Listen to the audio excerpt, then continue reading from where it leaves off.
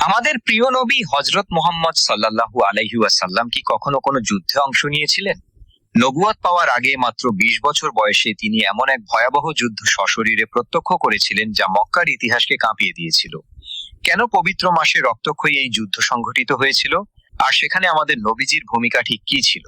আজ আমরা বিখ্যাত সিরাত গ্রন্থ আর রাহিকুল মাকতুম থেকে জানবো ইসলামের ইতিহাসের সেই অন্যতম ঘটনা ফিজার যুদ্ধ সম্পর্কে। ইমানি এই চমৎকার ঘটনাটি জানতে ভিডিওটি একটুও স্কিপ না করে শেষ পর্যন্ত দেখুন।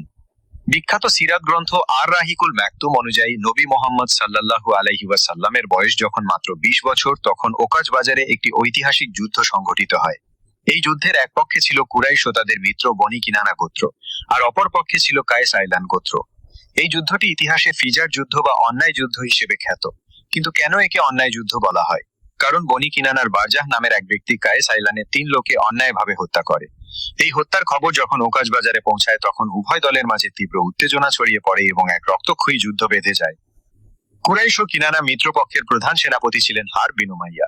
তিনি তার অসাধারণ প্রতিভা, প্রভাব ও প্রতিপত্তির কারণে কুরাইশ ও কিনানা গোত্রের মধ্যে নিজেকে এক উচ্চ মর্যাদার আসনে প্রতিষ্ঠিত করতে সক্ষম হয়েছিলেন। যুদ্ধের প্রথম দিকে কায়েসদের সমর্থন ও পাল্লা ভারী ছিল, কিন্তু পরবর্তী পর্যায়ে কিনানাদেরই সমর্থন ও শক্তি বৃদ্ধি পায় এবং তারা জয়ী হতে থাকে। অবশেষে কুরাইশদের কিছু শুভবুদ্ধি সম্পন্ন ব্যক্তি উভয় পক্ষে নিহতদের বিষয়ে একটি সমঝোতার লক্ষ্যে সন্ধির প্রস্তাব দেন। তারা বলেন, যে পক্ষে বেশি মানুষ নিহত হয়েছে, অপর পক্ষ সেই অতিরিক্ত নিহতদের জন্য দিয়ত বা রক্তপণ পরিশোধ করবে। এই যুক্তিসঙ্গত প্রস্তাবে উভয় পক্ষ সম্মত হয় এবং রক্তক্ষয়ী যুদ্ধের অবসান ঘটে। যুদ্ধ বন্ধ হওয়ার পর উভয় পক্ষ তাদের দীর্ঘদিনের পারস্পরিক শত্রুতা ও বিদ্বেষ ভুলে যায়।